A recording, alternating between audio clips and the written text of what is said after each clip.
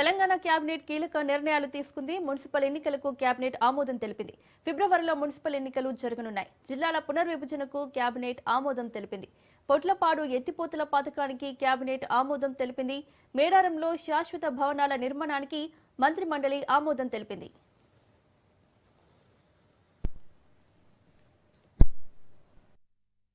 మున్సిపాలిటీలు కార్పొరేషన్లు టైం పూర్తయినాయి.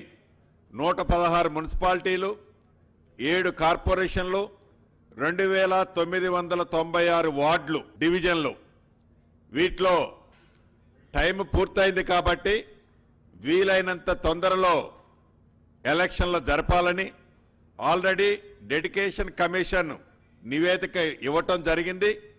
దాని ప్రకారం 2 రోజుల క్రితం రిజర్వేషన్లు కూడా ఫైనలైజేషన్ చేయటం జరిగింది. రాష్ట్ర కేబినెట్ వీటన్నిటి ఆధారంగా వీలైనంత తొందరలో ఎలక్షన్లు జరపాలని ఈరోజు ఏకగ్రీవంగా రాష్ట్ర కేబినెట్ ఆమోదించడం